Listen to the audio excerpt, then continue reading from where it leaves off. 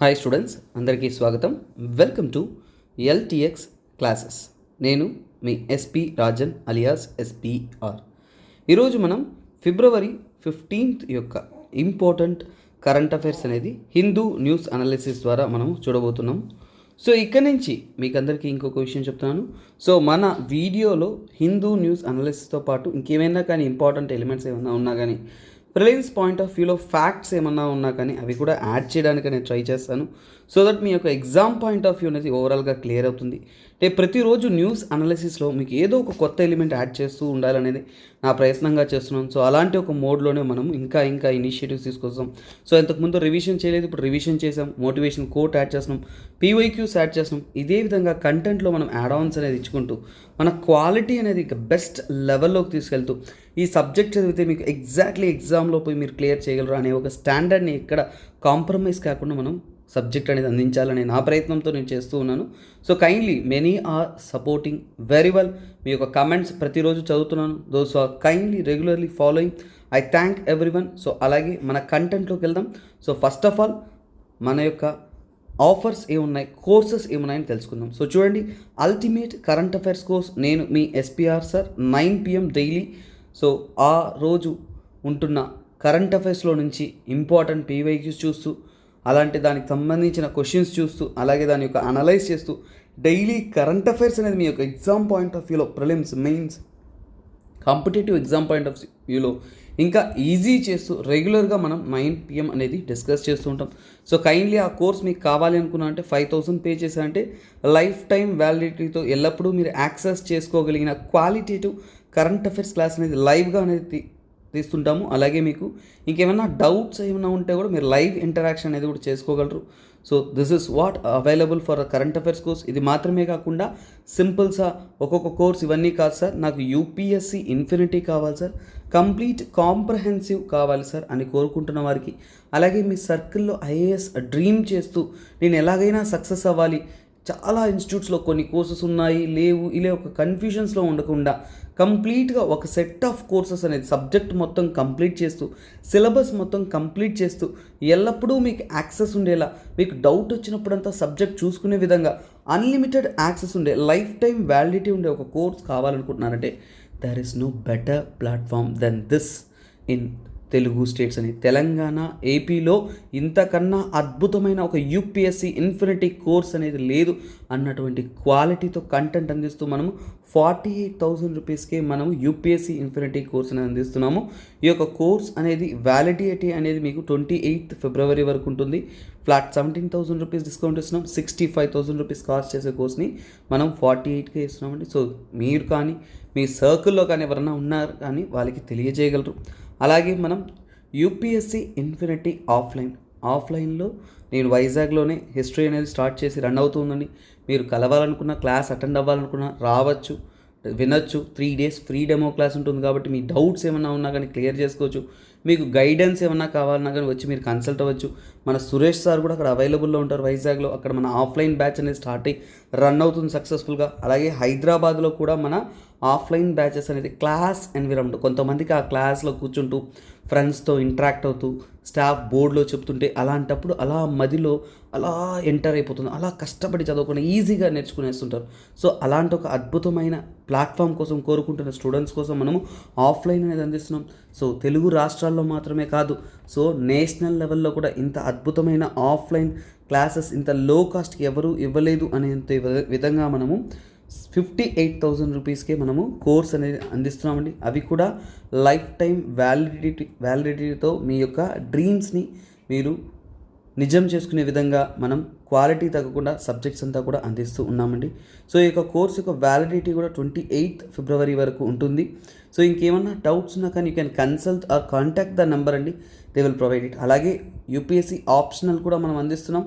PSIR, pub ad, sociology, anthropology, Telugu literature ఇవన్నీ కూడా ఏంటంటే మనకి సో మనము మన యొక్క ఎల్టీఎక్స్ క్లాస్ ద్వారా అందిస్తున్నాం. సో మీ యొక్క ఆప్షనల్స్ అనేది 22,000కే పొందవచ్చును. అలాగే అన్ని సబ్జెక్ట్స్కి కూడా మనం యాక్సెస్ అనేది ఇస్తున్నాం. ఎక్కడా కూడా ఇంకొక సబ్జెక్ట్కి యాక్సెస్ ఇరు, కానీ మనం ఆల్ ఆప్షనల్స్కి యాక్సెస్ ఇస్తున్నాం. సో ఎందుకంటే స్టూడెంట్ ఫ్రెండ్లీగా మనం మారాలి అనేది మన యొక్క ఒపీనియన్. తర్వాత ఎన్సీఆర్టీ యూపీఎస్సీ అనేది ప్రారంభం అవ్వాలి, స్టార్ట్ చేయాలనుకున్న ప్రతి ఒక్క బిగినర్కి ఒక గోల్డెన్ ఆపర్చునిటీ. ఎన్సీఆర్టీ కోర్స్ అనేది 10,000 రూపీస్కి అందిస్తున్నాం. So life time validity course. So మీకు ఇంట్రెస్ట్ ఉంటే మీరు కొనవచ్చండి. ఏ కోర్స్ అయినా కానీ మేము చెప్తున్నామని మిమ్మల్ని కొనమనట్లేదు. మీరు చూడండి, డెమో వినండి, సబ్జెక్ట్ నచ్చిందా లేదా చూడండి, మన యూట్యూబ్ వీడియోస్ చూడండి. ఇవన్నీ కూడా మీకు నిలువెత్తు నిదర్శనం లాంటిది. సబ్జెక్ట్ ఎలా చెప్తున్నాము అనే దానికి తరువాత మీరు నచ్చితేనే మీ కోర్స్ అనేది మీరు కొనగలరండి. సో ఓకేనా, it's your own decision, but me decision అనేది ఎప్పుడు కూడా బెస్ట్గానే ఉండాలి. సో ఇక్కడ చూడండి, let me come to the start of the day. So ఇక్కడ చూడండి, ఒక అమ్మాయి ఎగ్జామ్ రాస్తుంది, ఒక అబ్బాయి వెనక నుంచి సేమ్ డిటో తను రాసిందంతా కూడా రాస్తాడు. ఓకేనా, ఎందుకంటే ఈ అబ్బాయికి ఏం చేయాలో తెలియట్లా, క్వశ్చన్ పేపర్ అర్థం కావట్లా, క్వశ్చన్ పేపర్ కొత్తగా ఉంది, భయం ఎక్కువగా ఉంది. సో పక్కన అమ్మాయిని చూసి కాపీ కొట్టి రాసేస్తాడు. సో కాకపోతే ఈ అమ్మాయి ఏమవుతుందంటే ఫస్ట్ ర్యాంకర్ అవుతుంది, ఈ అబ్బాయికి 0 మార్క్స్ వస్తుంది. అంటే హీఈస్ ఎ ఫెయిల్యూర్. సో లైఫ్లో ఫెయిల్యూర్గా నిలబడ్డాడు. ఎందుకు? సో అక్కడ పోయి he will ask the examiner, ఎందుకు నాకు ఇలా జరిగింది, నేను సేమ్ టు సేమ్ రాశాను కదా అంటే, ఆ అమ్మాయికి వచ్చింది సెక్షన్ సి, నీకు వచ్చింది సెక్షన్ ఏ. అంటే ఇద్దరికి సెక్షన్స్ వేరు. సో వేరు వేరు question paper. You copied a wrong thing. ఇక్కడే నువ్వు కాపీ కొట్టావనేది తెలిసిపోతుంది అంటారు. సో ఇది మీ లైఫ్లో మీరు తెలుసుకోవాల్సిన సిద్ధాంతం అన్న. ప్రతి ఒక్కరూ జీవితం అనేది చాలా కష్టంగా భావిస్తుంటారు. చాలామంది సులువుగా బతికేస్తున్నట్టు మనం ఆలోచిస్తుంటాం. చాలామందికి ఈజీగా ఉంది, I am failing myself. So అతను ఎలా సక్సెస్ అయ్యాడో అదే పద్ధతిని ఫాలో అయితే సక్సెస్ అవుతానా అనేది చాలామంది ట్రై చేస్తున్నారు. ఇతరులను చూసి కాపీ కొట్టడానికి ట్రై చేస్తుంటారు. లైఫ్లో ఒకటి గుర్తుపెట్టుకోండి, నోబడీ ఈజ్ సేమ్. సో ప్రతి ఒక్కరికి మీ లైఫ్ మీకు ఇచ్చే క్వశ్చన్ పేపర్ అనేది డిఫరెంట్ క్వశ్చన్ పేపర్. సో అందరికీ కామన్ క్వశ్చన్ పేపర్గా జీవితం మిమ్మల్ని టెస్ట్ చేసేది కొత్తగా టెస్ట్ చేస్తుంది. మీ యొక్క ఎగ్జామ్ స్ట్రాటజీ కానీ నోట్స్ మేకింగ్ కానీ ఇదేనన్నా. ఒక టాపర్ ఒక నోట్స్ రాశారు, సో దాన్ని కాపీ కొట్టి రాస్తే నేను సక్సెస్ అయిపోతాను, వారిని చూసి వీరిని చూసి వీళ్ళు ఎలా చదువుతున్నారు, వారు అలా చదువుతున్నారు, వాళ్ళు అలా సక్సెస్ అయిపోయారు అనే విషయాన్ని మిమ్మల్ని పక్కన వాళ్ళతో కంపేర్ చేసినా కానీ పక్కన పెట్టండి. మీకు మీ లైఫ్ అనేది ఒక unique thing. You are phenomenal, you are something greater than nobody can. So మీలో ఒక యూనిక్నెస్ ఉంది. So kindly utilise it. So don't copy the life from somebody. So because you are so special, realise the speciality in you, you will be successful. యూపీఎస్సీలో వాళ్ళు వీళ్ళు notes అనేది కాకుండా మీ notes maintain చేయండి, మీ యొక్క యూనిక్నెస్ మీరు maintain చేయండి, ఖచ్చితంగా మీరు సక్సెస్ అనేది అవుతారు. So don't try to copy others, don't try to stick on to the other strategy. మీ స్ట్రాటజీనే మీకు వర్కౌట్ ఉంది, మీ సక్సెస్ పాత్ని మీకు క్రియేట్ చేస్తుంది. That is all about the content. Okay guys, so మనము టాపిక్లోకి వెళ్దాం. సో ఇది ఒక అద్భుతమైన ఆర్టికల్ నన్ను, shaping a more disable friendly digital ecosystem. So ఇక్కడ చూడండి, డిజిటల్ ఎకోసిస్టమ్ అంటే ఏంటి? డిజిటల్ అంటే ఆన్లైన్ మీడియం అనేది అద్భుతంగా అనేది డెవలప్ అవుతుంది. సో ఇక్కడ షేపింగ్ అంటే ఏంటి? గవర్నమెంట్ అంటే ఏంటి? గవర్నమెంట్ అనేది తీసుకుంటున్న స్టెప్స్ గురించి మాట్లాడుతున్నాను. గవర్నమెంట్ ఎలాంటి వర్క్స్ చేయాలి అనే దాని గురించి మాట్లాడుతున్నాను. అంటే ఏంటి? This topic belongs to. So ఈ టాపిక్ దేనికి, ఏ టాపిక్కి చెందింది? సో ఇక్కడ వారు చెప్పిన దాన్ని బట్టి మనం చూసామంటే it is about the governance. అంటే డిజిటల్ ఎకోసిస్టమ్ క్రియేట్ చేసేది ఎవరినన్నా? గవర్నమెంట్. సో పాలిటీ కాదు, ఇది గవర్నెన్స్కి చెందింది. ఓకేనా, గవర్నెన్స్ టాపిక్కి చెందింది. అలాగే గవర్నెన్స్ అనేది మనకి యూపీఎస్సీలో పేపర్ 3, ఓకేనా, మెయిన్స్లో మీకు పేపర్ 3లో వస్తుంది. అలాగే ఏంటంటే అక్కడ మనకి ఇంక్లూజివ్ గ్రోత్ అనే ఒక టాపిక్ వస్తుంది. ఇంక్లూజివ్ గ్రోత్ అనే టాపిక్.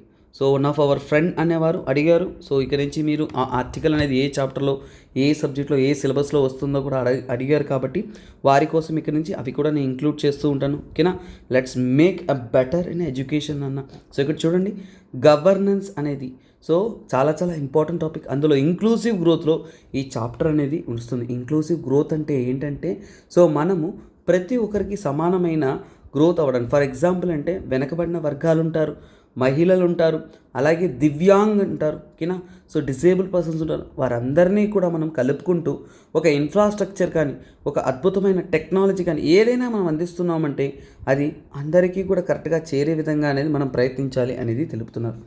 సో ఇక్కడ వారు అఫీషియల్గా ఇచ్చిన డేటా, ఇది నేను రాయాల్సిన అవసరం లేదు, ఎందుకంటే ఇక్కడ వారు అఫీషియల్గా ఇచ్చిన డేటా కాబట్టి we can just check it over. So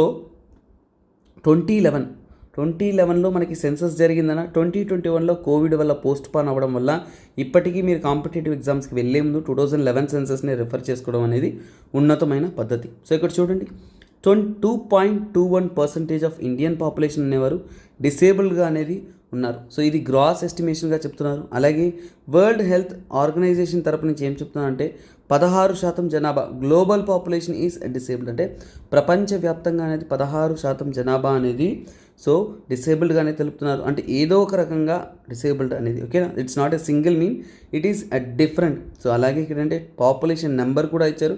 నెంబర్స్తో game play అనేది యూపీఎస్సీలో ఎక్కువగా జరగదు కాబట్టి we can ignore that. But కాకపోతే దిస్ ఇస్ ఇంపార్టెంట్ అన్న, ఎంత శాతం అనేది చెప్పున్నారు కాబట్టి 2011 డేటా కాబట్టి మీరు ఎగ్జామ్స్ రాస్తున్నప్పుడు ఏంటంటే వీటిని మీరు ఉపయోగించుకోవాలి.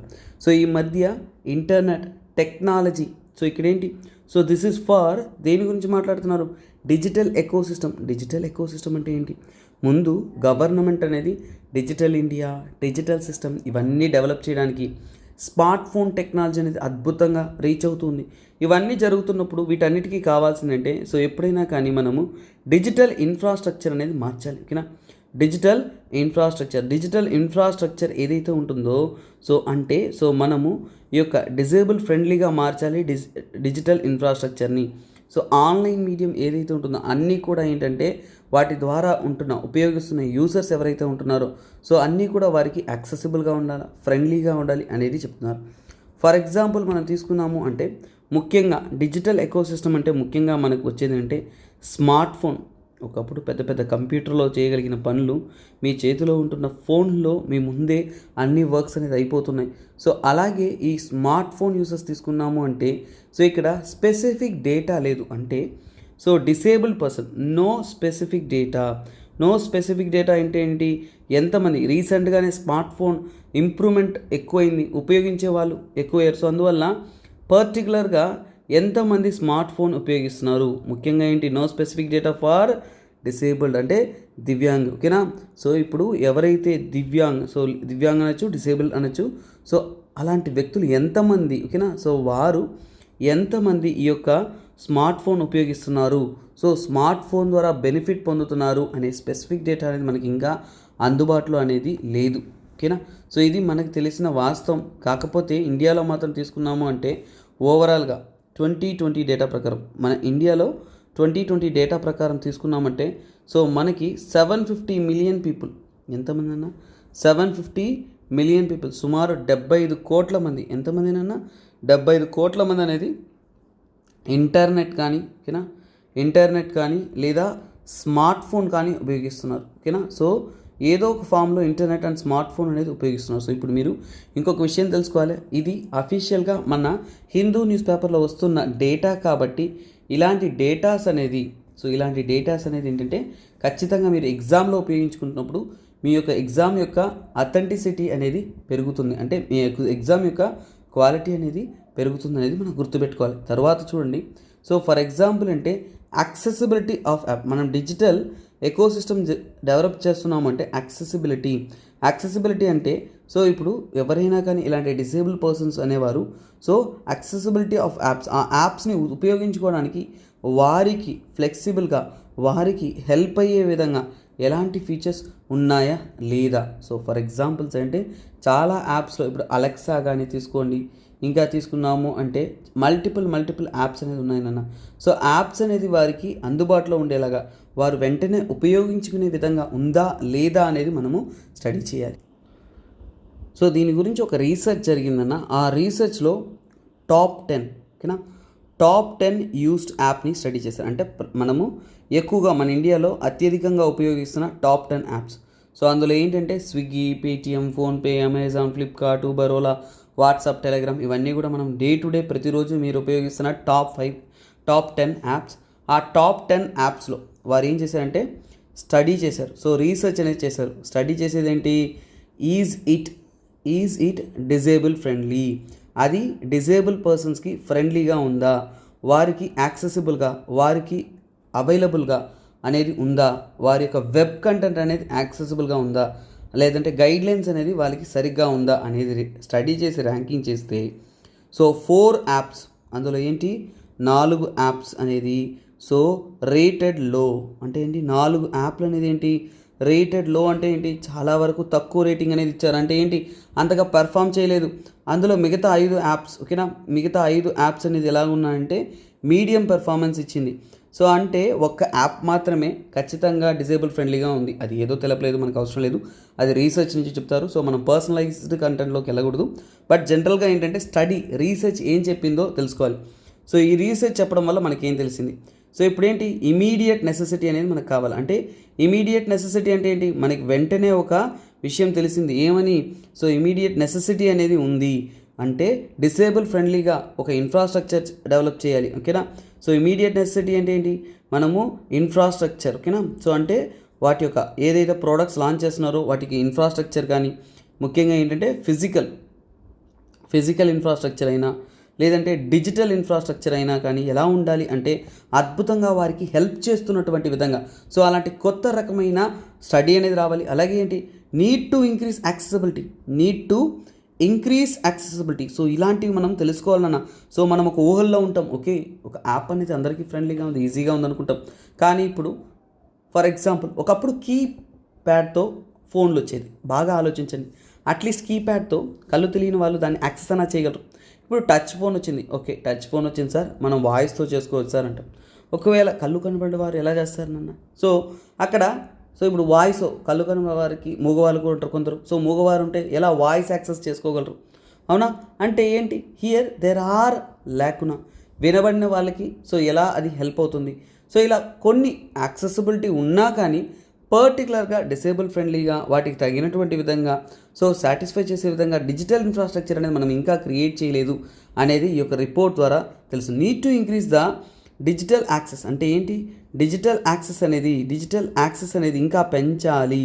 వాటిని మనం ఎగ్జాక్ట్గా మాడిఫై చేసి అందరికీ ఈజీగా లాంచ్ చేయాలా ఉండాలి. ఫర్ ఎగ్జాంపుల్ తీసుకున్నామంటే ఒక టెలిగ్రామ్ కానీ ఇంకా కొన్ని యాప్స్లో అనేది, కొన్ని యాప్స్లో అన్ని ఫీచర్స్ బాగానే ఉన్నాయి, అందుకని అన్నీ లేవని చెప్పలేము నాన్న. కాకపోతే మోస్ట్లీ యూజ్డ్ యాప్స్ అనేది కమర్షియల్ ఎలిమెంట్స్ని పట్టుకుంటున్నారే కానీ ప్రజలకి అంటే డిజేబుల్ మీద ఒక సింపతి కానీ లేదంటే ఒక రకమైన ఏంటంటే చారిటీ బేస్డ్ అప్రోచ్ ఉందే కానీ ఎక్కడా కూడా ఏంటంటే వారికి మనం హక్కు ఇవ్వాలి, వారికి అది హక్కు ఒక గవర్నెన్స్లో అనేది ఒక సిస్టమ్ మనం డెవలప్ చేస్తున్నామంటే ఖచ్చితంగా అన్ని సెక్షన్ల ప్రజలకు అనేది అందుబాటులో ఉండాలి. ఎందుకంటే అది వారి యొక్క హక్కు, అంటే రైట్ బేస్డ్ అప్రోచ్ అనేది కావాలి. ఓకేనా. సో అంటే ఏంటంటే రైట్స్ బేస్డ్ అప్రోచ్లో ఏంటంటే ఏదో చారిటీకి చెప్తున్నారు, ఓకేనా, చారిటీకి చేస్తున్నారు, ఏదో ఒక ఫర్ ఎగ్జాంపుల్ ఏంటంటే ఏదో సింపతితో చేస్తున్నాడు అనేది కాదు, అది వారి యొక్క హక్కు. ఓకేనా. ఫర్ ఎగ్జాంపుల్ పబ్లిక్ ప్లేస్ ఉన్నాయంటే పబ్లిక్ ప్లేసెస్ అనేది ఖచ్చితంగా వారికి యాక్సెసిబుల్గా ఉండాలి, అది వారి హక్కు కదా.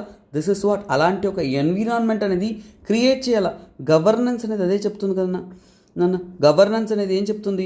సో గవర్నెన్స్ అనేది ఏం చెప్తుంది? మనకి ఇష్టానికి ఏదో ఒకటి చేయడం కాదు, ఖచ్చితంగా సమాజంలో ఉన్న ప్రతి ఒక్కరికి కూడా సమానమైన హక్కులు అనేది ఇవ్వడం అనేది గవర్నమెంట్ యొక్క బాధ్యత. అలాంటి ప్రయత్నాలు అనేది గవర్నమెంట్ చేయాలి. అలా ఏదైనా లేదంటే ఏం చేయాలి, అది క్రియేట్ చేయడానికి అనేది గవర్నమెంట్ అనేది హెల్ప్ చేయాలి.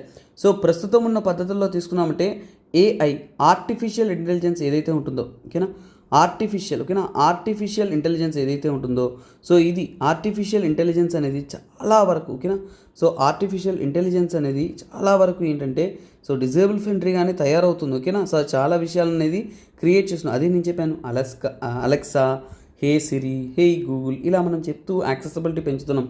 సో అంటే ఏంటి, మనకి ఆర్టిఫిషియల్ ఇంటెలిజెన్స్ అనేది ఆటోమేటిక్గా అనేది వారికి హెల్ప్ అయ్యేలాగా. సో కాకపోతే ఈ ఆర్టిఫిషియల్ ఇంటెలిజెన్స్ అనేది ప్రాపర్గా టెస్టింగ్ ప్రాసెస్ అనేది పోవాలి. టెస్టింగ్ ప్రాసెస్ పోవడం అంటే ఏంటి, ముఖ్యంగా ఏంటంటే ఒక్కొక్కరికి ఒక్కొక్క టైప్ ఆఫ్ డిసేబిలిటీస్ ఉండొచ్చు. ఓకేనా. సో అలా అన్ని రౌండ్స్ ఆఫ్ టెస్ట్ అనేది వెళ్ళాలి. సో ఇది ఖచ్చితంగా టెస్టింగ్ ప్రాసెస్ అనేది మ్యానుఫ్యాక్చరర్, సో దాన్ని ఎవరైతే తయారీ చేస్తున్నారో సో వారు తయారీ లెవెల్లోనే, ఓకేనా, సో తయారు చేస్తున్న సమయంలోనే ఇవన్నీ కూడా వెరిఫై చేసి చేయడం వల్ల ఏంటంటే మనకి ఓవరాల్గా అనేది we can reach out to the people అనేదే వారు తెలుపుతున్నారన్న. So this is a dire necessity. ఎందుకంటే ప్రజెంట్ డే వరల్డ్లో ఏంటంటే దివ్యాంగ్ ప్రజలకు అనేది సో హక్కు, వారి యొక్క హక్కు అనేది ఇవ్వాలి. సో అలాగే దీనికోసం గవర్నమెంట్ ఏం చేయాలి, సో దివ్యాంగ్ పీపుల్స్ కోసం మన గవర్నమెంట్ తరపు నుంచి ఒక డిపార్ట్మెంట్ అనేది రన్ అవుతుందన్న. దాన్ని డిపార్ట్మెంట్ ఆఫ్ అడ్మినిస్ట్రేటివ్, ఓకేనా, డిపార్ట్మెంట్ ఆఫ్ అడ్మినిస్ట్రేటివ్, ఓకేనా, administrative reforms and public grievances అంటే ఏంటంటే సో మనకి గవర్నమెంట్ పరంగా కానీ లేదంటే పబ్లిక్ గ్రీవెన్సెస్ ఏదైనా కానీ వారికి సంబంధిత వచ్చిందంటే అంతా కూడా గవర్నమెంట్ ఆర్గనైజేషన్గా వేరే ముందుంచి చూస్తారు. సో ప్రతి ఒక్కటి అనేది డీల్ చేస్తూ ఉంటారు. సో వారితో కోఆర్డినేట్ అనేది చేయాలి. సో అంటే ఏంటంటే డిఏపిఆర్ నాట్ పి ఆర్పిజి అంటారు. ఓకేనా. So this is what. So reforms and public grievances కదా. సో ఈ యొక్క ఆర్గనైజేషన్ ఇది గవర్నమెంట్ డిపార్ట్మెంట్ అన్న. సో వీరు ఓకేనా ఈ గవర్నమెంట్ డిపార్ట్మెంట్తో వారు కోఆర్డినేట్ అవ్వాలి. సో అంటే ఏమేమి చేయాలి. సో ఫర్ ఎగ్జాంపుల్ అంటే కీప్యాడ్ యాక్సెసిబిలిటీ కావాలన్నప్పుడు అలాంటి టెక్నాలజీ అంటే వారి కోసం స్పెషలైజ్గా డెవలప్ చేయాలి. సో అలాగే ఏంటంటే వారికి టెక్నాలజీకి సంబంధితమైన అసిస్టెన్స్ ఇవ్వాలి. సో కంపాటబిలిటీ పెంచాలి అంటే ఏంటి. సో వారికి అందుబాటులో ఉండేలాగా మనము కంపాటబిలిటీ అనేది ఖచ్చితంగా ఇవ్వాలి అనేదే వీరు తెలుపుతున్న విషయం. సో ఇది మాత్రమే కాదు, మనం ఇంకా కొన్ని విషయాలు తెలుసుకోవాలి. ఏంటంటే మన గవర్నమెంట్ తీసుకున్న ఇనిషియేటివ్స్ ఏంటి. దివ్యాంగ ప్రజల కోసం గవర్నమెంట్ ఏంటంటే యాక్సెసిబుల్ ఇండియా క్యాంపెయిన్ అనేది లాంచ్ చేస్తున్నారు. యాక్సెసిబుల్ ఇండియా క్యాంపెయిన్ అంటే ఏంటి. సో మన భారతదేశంలో ఉంటున్న ప్రతి ఒక్కటి అనేది సో గవర్నమెంట్ యొక్క ఆర్గనైజేషన్స్ అయినా కానీ ఫర్ ఎగ్జాంపుల్ చూడండి, మీరు గవర్నమెంట్ ఆఫీస్కి వెళ్ళారంటే ముందు మెట్లు మాత్రమే ఉంటాయి. ఇప్పుడేంటి పక్కనే ఒక ట్రాలీ లాగా ఉంటుంది. అదేమో మీరు బైకులు తెచ్చుకోవడానికి కార్లు తెచ్చుకోవడానికి అనుకుంటారు. కాదు నాన్న, వాస్తవానికి ఏంటంటే దివ్యాంగ ప్రజలు ఎవరైతే ఉన్నారో వారికి ఈక్వల్గా మనం యాక్సెసిబిలిటీ క్రియేట్ చేయడానికి సో అలాంటి యాక్సెసిబుల్ ఇండియా క్యాంపెయిన్ లాంచ్ చేస్తున్నారు. అలాగే గవర్నమెంట్ ఆఫీసెస్ పబ్లిక్ ప్లేస్ అన్నీ కూడా వారికి హెల్ప్ఫుల్గా ఉండేలా క్రియేట్ చేయాలంటున్నారు. అలాగే సుగమ్య భారత్ అభియాన్ ఇవంతా కూడా ఏంటి సుగమ్య భారత్ అభియాన్ ఇలాంటివి మీరు తెలుసుకోవాలి. సో ఇలాంటి స్కీమ్స్ అనేది మీరు ఇలా న్యూస్లో చదువుతున్నప్పుడే హిందూ ఆర్టికల్లో వచ్చినప్పుడే మనం తెలుసుకోవాలి. ఏంటిది సుగమ్య భారత్ అభియాన్ అంటే ఏం చెప్పాను నేను ఇప్పుడే చెప్పాను కదా. పబ్లిక్ ప్లేసెస్ అంటే పబ్లిక్ ప్రజలందరూ కూడా ఉపయోగించిన సాధారణమైన ప్లేసెస్ అన్నింటిలో కూడా ముఖ్యంగా గవర్నమెంట్ బిల్డింగ్స్ ఏవైతే ఉంటున్నాయో అవన్నీ కూడా ఏం చేయాలన్నా సో అలాగే వాటితో పాటు ట్రాన్స్పోర్టేషన్స్ ఓకేనా వెహికల్స్లో కూడా ఓకేనా బస్సుల్లో కూడా ఏంటి ఎక్కువ హైట్లో అనేది మనం ఉంచకూడదు. ఫర్ ఎగ్జాంపుల్ మెట్రో ట్రైన్ తీసుకున్నారనుకోండి, మెట్రో ట్రైన్ బాగా అబ్జర్వ్ చేశారనుకోండి ఎలా ఉంటుందన్న సో అది అలా ప్లాట్ఫామ్తో గ్యాప్ ఉండదు. సో అది కనెక్ట్ అయి ఉంటుంది. ఎందుకంటే యాక్చువల్గా అది వచ్చేసి it is connecting the people అంటే త్వరగా ఒక దివ్యాంగ్ పర్సన్ అయినా ఎవరైనా కానీ ఈజీగా రీచ్ అయ్యేలా ఉండాలి. ప్లాట్ఫామ్కి గ్యాప్ ఉండదు. అదేవిధంగా ఐసీటీ ఇన్ఫర్మేషన్ అండ్ కమ్యూనికేషన్ టెక్నాలజీలో కూడా యాక్సెసిబిలిటీ అనేది క్రియేట్ చేయాలనేది తెలిపారు. సో దీని ద్వారా మీకు అర్థమవుతుంది. So this is what the article we're discussing. So అలాగే ఇది మాత్రమే కాదు, సో గవర్నమెంట్ ద్వారా కాకుండా మన గవర్నమెంట్ ఆర్గనైజ్ చేస్తున్న భారత్ సంచార్ నిగమ్ లిమిటెడ్ సో మన బిఎస్ఎన్ఎల్ ద్వారా కూడా ఏంటంటే భారత్ ఇంటర్ కనెక్టివిటీ లిమిటెడ్ ఓకేనా. So Bharat inter connectivity limited ఇది ఒక కంపెనీ బిఐఎల్ అని ఉంటుంది ఓకేనా. సో వీరు వచ్చేసి బిఎస్ఎన్ఎల్ యొక్క సబ్సిడరీ అంటే this belongs to the BSNL. So వారు ఏం చేస్తున్నారంటే ఇంటర్నెట్ కానీ టెలికాం సర్వీసెస్ కానీ సో చూడండి వారేంటి ఇంటర్నెట్ కానీ అలాగే టెలికాం సర్వీసెస్ అనేది ముఖ్యంగా ఏంటంటే డిసేబుల్డ్ పర్సన్స్కి పీపుల్ విత్ డిసేబిలిటీస్ ఏదో ఒక రకమైన డిసేబిలిటీస్ ఉన్న వారి అందరికీ కూడా అందిస్తున్నారు. సో ఇప్పుడు మీకు ఇంకో క్వశ్చన్ చూస్తాను చూడండి. సో వీటి ద్వారా ఏంటంటే ఆడియో బుక్స్ ఓకేనా కళ్ళు కనబడిన వారికి ఆడియో బుక్స్ ద్వారా ఎడ్యుకేట్ చేయడం, అలాగే అంటే సైన్ లాంగ్వేజెస్ ద్వారా ఓకేనా వినబడిన వారికి సైన్ లాంగ్వేజెస్ అని సో ఇలాంటివన్నీ కూడా వారు అందిస్తూ ఉన్నారు. సో అలాగే ఇది మాత్రమే కాదు, మన ఇండియా తరపు నుంచి ఆటోనమస్ ఇన్స్టిట్యూషన్ ఒకటి వర్క్ చేస్తుందన్న. ఆటోనమస్ ఇన్స్టిట్యూషన్ ఒక టాపిక్ చదువుతున్నామంటే దానికి సంబంధితమైన టాపిక్స్ కంటెంట్ అంతా కూడా అక్కడే వచ్చేయాలి. అప్పుడు మీకు అద్భుతంగా అనేది ఉంటుంది, ఎగ్జామ్ అనేది ఈజీ అయిపోతుంది. సో ఇందులో ఏంటంటే NISH అంటారు. అంటే ఏంటంటే నేషనల్ ఇన్స్టిట్యూట్ ఆఫ్ ఓకేనా. సో ముఖ్యంగా ఏంటంటే national institute of speech and hearing. So అందరికీ కూడా ప్రాపర్గా ట్రైనింగ్ ఇచ్చే విధంగా, అలాగే సో మన నేషనల్ లెవెల్ ఒక ఇన్స్టిట్యూషన్ ఉంది. ముఖ్యంగా ఇది అంటే ministry of social justice and empowerment అండర్లో వస్తుంది. సో వీరు ఏం చేస్తారు సార్, డిసేబుల్డ్ పర్సన్కి స్పీచ్ అండ్ హియరింగ్ ట్రైనింగ్ ఇస్తారు. ఆడియో పుస్తకాలు అందించడము, సాఫ్ట్వేర్స్ అందించడము, డెవలప్ చేయడము, మోడర్న్ డే టెక్నాలజీ ద్వారా అందించడం. మీరు DD న్యూస్, దూరదర్శన్ అన్నారంటే సో మార్నింగ్ టైం న్యూస్ వస్తున్నప్పుడు పక్కనే సైన్ లాంగ్వేజ్తో మాట్లాడుతుంటారు. అది కూడా డిజిటల్ టెక్నాలజీ కదన్నా. అంటే టెక్నాలజీ అనేది వారికి కూడా ఉపయోగపడేలాగా మనము క్రియేట్ చేయాలి అనేది. సో ఇలా గవర్నమెంట్ అనేది ఎన్నో మెషర్స్ తీసుకుంటున్నా కానీ మనం ఇంకా కూడా మెషర్స్ అనేది తీసుకోవాలి. సో అలాగే అంటే మనము ఇలాంటివి ఇంప్రూవ్ అవ్వడానికి ఓకేనా. సో గవర్నమెంట్ అనేది ఎలాంటి మెషర్స్ తీసుకోవచ్చు, ఇది మెయిన్స్లో మీకు ఇంపార్టెంట్ అవ్వచ్చు. మెషర్స్ అనేది ఏదైతే నేను చెప్తానో so that will help you in mains. For example అంటే మనం ప్రాపర్గా ఎడ్యుకేషన్ అందించాలి అంటే ప్రజలకు కానీ అలాగే అలా డిసేబుల్ పర్సన్స్కి అనేది ప్రాపర్గా అవేర్నెస్ అందించాలి, ఎడ్యుకేషన్ అందించాలి. అలాగే ఏంటంటే మనకి వెబ్ యాక్సెస్ అంటే కొన్ని వెబ్ యాక్సెస్ అనేది ఇవ్వాలి. సో అలాగే వెబ్ యాక్సెస్ చేయడానికి ఓకేనా, వెబ్ యాక్సెస్ చేయడానికి అనేది స్టాండర్డ్స్ అనేది స్థాపించాలి ఓకేనా. పర్టికులర్ స్టాండర్డ్స్ని ఫుల్ఫిల్ అయితేనే ఆ వెబ్ యాక్సెస్ ఉండేలా చూడాలి. అలాగే మనం ప్రాపర్గా ఏంటంటే ఇంక్లూజివ్ డిజైన్ అంటే ఒక డిజైన్ కానీ ఏదైనా కానీ కొత్త టెక్నాలజీ వస్తుందంటే అది అందరికీ సపోర్టివ్గా ఉందా లేదా, యాక్సెసిబుల్గా ఉందా లేదా అనే ప్రాపర్ టెస్టింగ్ అనేది జరగాలని చెప్తున్నారు. సో తర్వాత ఏంటంటే ప్రాపర్గా అనేది ఆడిటింగ్ జరగాలి. అంటే ఏంటి, ఒక డిజిటల్ ఎకోసిస్టమ్ అనేది మనం డెవలప్ చేస్తున్నామంటే అది సక్రమంగా తన యొక్క కర్తవ్యాన్ని నిర్వర్తిస్తుందా లేదా, అందరినీ సాటిస్ఫై చేస్తుందా లేదా, ఇలాంటివి జరిగాయి అంటే సో ఓవరాల్గా మనకి సో మనము ఒక డిజిటల్ ఎకోసిస్టమ్ అనేది డిసేబుల్ ఫ్రెండ్లీగా క్రియేట్ చేయొచ్చు.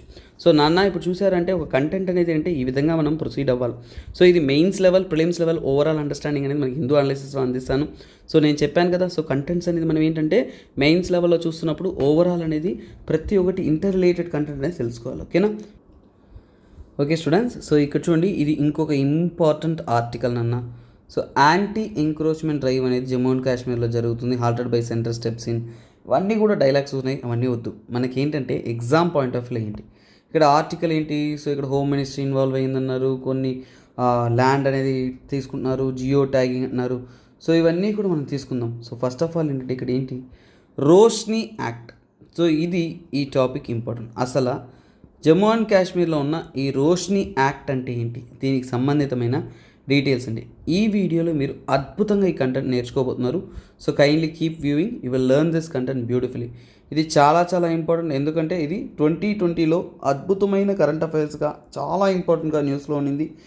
సో ఇలాంటి ఆర్టికల్స్ అనేది మీకు ఎగ్జామ్స్లో ఎక్కువగా ఇంపార్టెంట్. 2 డేస్గా ఇది హల్చల్ రేపుతుంది. సో ఫస్ట్ ఆఫ్ ఆల్ ఏంటంటే సో రోష్ని యాక్ట్ అంటే ఏంటో చెప్తాను. సో ఫస్ట్ ఆఫ్ ఆల్ చూసుకోండి, రోష్ని యాక్ట్ అంటే ఏంటంటే ఈ యాక్ట్ యొక్క ఫుల్ ఫామ్ ఏంటో చూద్దాం. సో ఈ రోష్ని యాక్ట్ అనేది ఎలా ఈ పేరు వచ్చింది అనేది చూద్దాము. ఫస్ట్ ఫుల్ ఫామ్ చూద్దాం. Jammu and Kashmir state lands act అంటే జమ్మూ అండ్ కాశ్మీర్లో ల్యాండ్స్కి సంబంధితమైన ఒక యాక్ట్ 2001లో పాస్ చేశారు. ఎప్పుడు పాస్ చేశారు, 2001లో. చాలా జాగ్రత్తగా వినాలి నాన్న, 2001లో పాస్ చేశారు. సో ఫస్ట్ ఆఫ్ ఆల్ ఇది ఎవరిచే లాంచ్ చేయబడింది, అప్పుడుంటున్న ఫరూక్ అబ్దుల్లా గవర్నమెంట్ ద్వారా ఇది లాంచ్ అనేది చేయబడింది. సో అదే ఈ యొక్క scheme. So first of all ఏంటంటే ఈ స్కీమ్ ద్వారా ఏంటంటే ముఖ్యంగా ఒక విషయం తెలుసుకోండి, జమ్మూ అండ్ కాశ్మీర్ అనేది అంతకుముందు స్టేట్గా ఉంటున్నప్పుడు సపరేట్గా వారికంటూ కొన్ని రైట్స్, హక్కులు ఉన్నాయి. సామాన్యులు అక్కడికి వెళ్ళి స్థలం అనేది కొనలేరు. You cannot have the ownership of land in Jammu and Kashmir. మీరు, నేను, మన దేశమే, మనం పోయి ఇప్పుడు తమిళనాడులో ఉండే అతను ఆంధ్రాలో వచ్చి స్థలం తీసుకోవచ్చు అంటే తీసుకోవచ్చు, ఆంధ్రాలో ఉండే అతను తెలంగాణలో పోయి స్థలం తీసుకోవచ్చు అంటే తీసుకోవచ్చు. కానీ జమ్మూ అండ్ కాశ్మీర్లో మీరు వెళ్ళి స్థలం కొనొచ్చా అంటే లేదు. సో అంటే ఎవరైనా కానీ అక్కడ పోయి ఆక్యుపై చేశారంటే మీరు ఇల్లీగల్ ఆక్యుపెంట్స్ అయిపోతారు, మీకు ఓనర్షిప్ అనేది ఇరు. కాకపోతే ఈ యొక్క రోష్ని యాక్ట్స్ ద్వారా ఏంటంటే ఇది ఓనర్షిప్ ఇచ్చే స్కీమ్.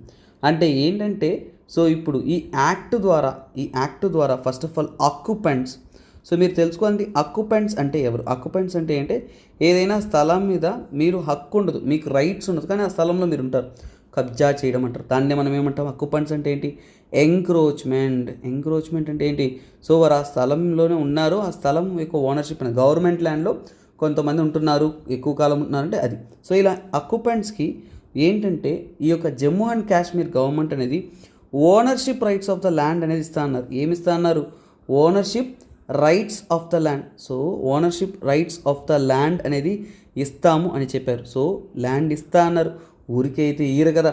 సో అంటే ఏంటి, ఓనర్షిప్ ఆఫ్ ద ల్యాండ్ ఇవ్వడానికి కొంత ఫీజు అనేది ఫిక్స్ చేశారు. అంటే మేము ఫీజు కొంత పెడతాము, సో ఫీజు ఫిక్స్ చేస్తాము. అది కూడా ఎవరు ఫిక్స్ చేస్తారు, గవర్నమెంట్ అనేది కొంత ఫీజు ఫిక్స్ చేస్తుంది, మీరు పే చేయాలి అంటారు. సో కాకపోతే ఇక్కడ అంటే ఫీ ఫిక్స్ చేసేటప్పుడు వారు ఏంటంటే ఆ ల్యాండ్ యొక్క ఎంక్రోచ్మెంట్ వాల్యూ అంటే 1990 అంటే ఒక డేట్ పెడతారు. అంటే 1990కి ముందు ఆ స్థలంలో సెటిల్. అంటే ఫర్ ఎగ్జాంపుల్ ఒక స్థలంలో ఒకరు నివసిస్తున్నారంటే ఎంతకాలం నివసిస్తున్నారో తెలుస్తుంది కదా. ఇప్పుడు గవర్నమెంట్ ల్యాండ్లో కూడా మీరు 10 సంవత్సరాలు 20 సంవత్సరాల పైన మీరు ఉంటారు, మీరు ఎక్కువ సంవత్సరాలు అంటే మీరు తరతరాలుగా ఉంటున్నా కానీ మీరు ఓనర్షిప్ అనేది క్లెయిమ్ చేయొచ్చు. అలా వీటికి 1990 లిమిట్ అనేది పెడతారు. అంటే 1990 లిమిట్ అంటే ఏంటంటే మీరు 1990 కంటే ముందు కాలం నుంచి కూడా ఆ స్థలంలో నివసిస్తున్నారు అంటే మేము ఇలా మీకు సో ఓనర్షిప్ అనేది ఇస్తామన్నారు. సో యాక్చువల్గా ఈ యొక్క టార్గెట్ ఎందుకు వచ్చిందంటే చూడండి, గవర్నమెంట్ ప్లాన్ ఏంటి. సో ఈ యొక్క రోష్ని స్కీమ్ పేరు ఎలా వచ్చిందో ఇప్పుడు అర్థమవుతుంది, గవర్నమెంట్ ప్లాన్ కూడా అర్థమవుతుంది. గవర్నమెంట్ ప్లాన్ ఏంటంటే సో దీని ద్వారా ఏంటంటే ఇన్కమ్ అంటే ఇప్పుడు ఫీ ఫిక్స్ చేసారా, ఇన్కమ్ అనేది 25,000 crores అనేది ప్లాన్ చేస్తారు. ఎంత ప్లాన్ చేస్తారు? 25,000 crores అనేది స్టేట్కి వస్తుంది అనుకున్నారు. సో అలాగే ఇలా వచ్చిందంటే ఈ యొక్క మనీని ఓకేనా సో యూజ్డ్ ఫర్ సో ఏంటి ఇన్కమ్ అనేది ఎంత అనుకున్నారు, ఇలా మనం వారికి సో ఎవరైతే నివసిస్తున్నారో వారికి ఓనర్షిప్ ఇస్తే మనకి 25,000 కోట్ల దాకా స్టేట్కి ఆదాయం వస్తుంది అనుకున్నారు. దీన్ని హైడ్రో పవర్కి అంటే ఏంటి, హైడ్రో పవర్కి ఉపయోగించుకోవచ్చు, పవర్ జనరేషన్కి ఉపయోగించవచ్చు. హైడ్రో పవర్ అంటే ఏంటి నాన్న, ఇట్స్ మీన్స్ ఎలక్ట్రిసిటీ కదా నాన్న, ఎలక్ట్రిసిటీ జనరేషన్కి. ఎలక్ట్రిసిటీ అంటే ఏంటి, ఎలక్ట్రిసిటీ వల్ల లైట్ వెలుగుతుందా, సో అంటే ఏంటి, this is what Roshni. Roshni అంటే ఏంటి, లైట్. సో అంటే వాటికి మనం ఉపయోగించవచ్చు అనే టార్గెట్తో ఆ గవర్నమెంట్ ప్లాన్ చేసింది. సో ఇదే ఆ యొక్క స్కీమ్. ఈ స్కీమ్ యొక్క ఫెయిల్యూర్ చెప్పనా, ఈ స్కీమ్ యొక్క ఒక దారుణమైన ఫెయిల్యూర్ అంటే వారు టార్గెట్ చేసిందేమో 25,000 కోట్లు. ఈ రోష్ని యాక్ట్ ద్వారా వారు స్టేట్ గవర్నమెంట్ అనుకున్నది 25,000 కోట్లు, వచ్చిందేమో 76 కోట్లు. ఎంత దారుణమైన ఫెయిల్యూర్ చూడండి. కానీ స్థలాలేమో అమ్ముడుపోయాయి, స్థలాలు వారి పేరు మీద ఎంక్రోచ్ చేసుకున్నారు. సో ఇందులో ఇంకొక ట్విస్ట్ వచ్చింది. మీరు 1990 లిమిట్ పెట్టారు కదా, సో మళ్ళీ ఓకేనా, మళ్ళీ 2005లో గవర్నమెంట్ అనేది మారింది. అంటే గవర్నమెంట్ అనేది చేంజ్డ్ అంటే ఏంటంటే అక్కడ చేంజ్ అయిన గవర్నమెంట్ అంటే ఇంకో కాంగ్రెస్ గవర్నమెంట్ వచ్చింది. బట్ పొలిటికల్గా మనకు అవసరం లేదు కానీ బట్ తెలుసుకోండి, వారు చేంజెస్ చేశారు. అంటే ఇప్పుడు కాంగ్రెస్ గవర్నమెంట్ ఇన్వాల్వ్ అయిందన్న. సో వారు చేంజెస్ చేసినప్పుడు ఏంటంటే 2004కి లిమిట్ అనేది మార్చారు. అంటే 1990 కాకుండా అక్కడ సెటిల్ అయిన వారు 2004కు ముందు ఎవరు సెటిల్ అయినారో వారికి ఇస్తామనేది అన్నారు. అలాగే ఏంటంటే ప్రీమియం మార్కెట్ ప్రైస్ కంటే కూడా తక్కువగా సెట్ చేశారు. సో అలాగే ఏంటంటే వారు చూడండి, ఒకవేళ అగ్రికల్చర్ ల్యాండ్ అనుకోండి ఓకేనా, మీరు వ్యవసాయ భూమిని తీసుకుంటున్నారు అంటే అగ్రికల్చరల్ ల్యాండ్ అనుకోండి, సో ఆ ల్యాండ్ అనేది లెస్ ప్రైస్కే ఇస్తా అన్నారు ఓకేనా. లెస్ ప్రైస్ కంటే ఎక్కువ కాలం నుంచి మీరు నివసిస్తున్నారు కాబట్టి తక్కువ ప్రైస్కే ఓనర్షిప్ ఇచ్చేస్తాము, ఇంకా చెప్పాలి అంటే ఫ్రీగానే ఇచ్చేస్తామన్నారు. అలాగే మైనర్ డాక్యుమెంటేషన్ చాలు అన్నారు. అంటే తక్కువ డాక్యుమెంటేషన్ చాలు, ఓన్ ఆఫీసుల చుట్టూ తిప్పించుకోవడం ఈ కష్టకాలం అనేది లేదు అనేసి చేశారు. అంటే గవర్నమెంట్ యొక్క ప్లాన్ ఒకటి 2001లో ఈ స్కీమ్ లాంచ్ చేసేటప్పుడు అద్భుతంగా ఉన్నింది ఓకేనా. సో ఇక్కడ ఏమైంది, మెల్లమెల్లగా అదే స్కీమ్ డైల్యూట్ అయిందా లేదా, కాకపోతే గవర్నమెంట్ అనుకున్నది ఎంత 25,000 కోట్లు, గవర్నమెంట్కి అంత డబ్బు వచ్చిందా, లేదు. ఇక్కడికి వచ్చింది సమస్య. Now this had become to be the controversy. So ఇప్పుడు మనం కాంట్రవర్సీ గురించి మాట్లాడదాం. కాంట్రవర్సీ ఏంటంటే, సో కాంట్రవర్సీ విషయానికి వచ్చామంటే సో 2014లో చూడండి, ఇది జరిగింది ఎప్పుడు, 2001లో స్కీమ్ రిలీజ్ అయింది, 2005లో ఇవన్నీ జరిగాయి. కాకపోతే కాంట్రవర్సీ ఎప్పుడు వస్తుందంటే 2014. 2014లో క్యాగ్ రిపోర్ట్ అనేది వస్తుంది ఓకేనా. సో క్యాగ్ గురించి తెలుసుకోవాలి. క్యాగ్ అనేది ఏంటంటే మన అఫీషియల్గా అనేది ఆడిటింగ్ అన్నీ చేసి రిపోర్ట్స్ అనేది రిలీజ్ చేస్తుంది. ఈ రిపోర్ట్ వచ్చినప్పుడు ఇది ఒక పెద్ద స్కామ్గా అనేది తెలిపారు. ఏం తెలిపారన్న, this is the biggest scam అన్నట్టు తెలిపారు. అంటే ఏంటి, సో ఇక్కడ ఓవరాల్గా ఏంటంటే కరప్షన్ ఇన్వాల్వ్ అయింది. ఈ యొక్క రోష్ని యాక్ట్లో ఏంటంటే కరప్షన్ అనేది ఇన్వాల్వ్ అయింది. సో మోసం చేసి గవర్నమెంట్ స్థలాలను తక్కువ రేట్లకు అమ్ముడుపోయేలాగా, ముఖ్యంగా ఏంటంటే పొలిటీషియన్స్, ఆ టైంలో ఉంటున్న పొలిటీషియన్స్ అంతా కూడా ఇన్వాల్వ్ అయ్యారు. సో ఆ స్థలాలు తీసుకున్నారు కదా, సో ఆ స్థలాలు ఎక్కువ మంది ఏంటి, so more people, elite people అంటాం, అంటే బాగా డబ్బున్నోళ్ళు, పొలిటీషియన్స్, వీరే ఈ యొక్క స్థలాలను తీసుకున్నారు. సో అలాగే ఏంటంటే చాలా వరకు ఇల్లీగల్గా ఆక్యుపై చేసుకున్నారని చెప్తున్నారు. అదే దాన్ని గుల్మార్గ్ ఓకేనా, గుల్మార్గ్ ల్యాండ్ స్కామ్గా కూడా చెప్పారు ఓకేనా, గుల్మార్గ్ ల్యాండ్ స్కామ్గా కూడా చెప్పారు. కొంతమంది వారు ఉన్నా లేకపోయినా కానీ ఫేక్ డాక్యుమెంట్స్ క్రియేట్ చేస్తున్నారు. సో ఇది అసలైన విషయం. తర్వాత 2018లో కూడా దీని గురించి ఇన్స్పెక్షన్స్ జరిగాయి. తర్వాత 2019లో ఓకేనా, 2019లో ఏం జరిగిందంటే యాంటీ కరప్షన్ బ్యూరో ఏసీబీ ఓకేనా. సో 2019లో వచ్చేసి ఈ యొక్క డీలింగ్స్ అన్నిటిని చూడడానికి యాంటీ కరప్షన్ బ్యూరో అనేది ఇన్వాల్వ్ అయింది. తర్వాత ఏంటంటే ఒక పెటిషన్ ఇచ్చిన తర్వాత ఈ కేసు అనేది ఏంటంటే ట్రాన్స్ఫర్ టు సిబిఐ. సో మొత్తానికి ఈ కేసు అనేది ట్రాన్స్ఫర్ టు సిబిఐ. తర్వాత సిబిఐ దగ్గర ట్రాన్స్ఫర్ అయిన తర్వాత సో ఈ జమ్మూ అండ్ కాశ్మీర్లో ఇది ఒక అతి దారుణమైన స్కామ్గా అనేది బయట పెట్టారు. తర్వాత హైకోర్టు జడ్జిమెంట్ వచ్చిందన్న.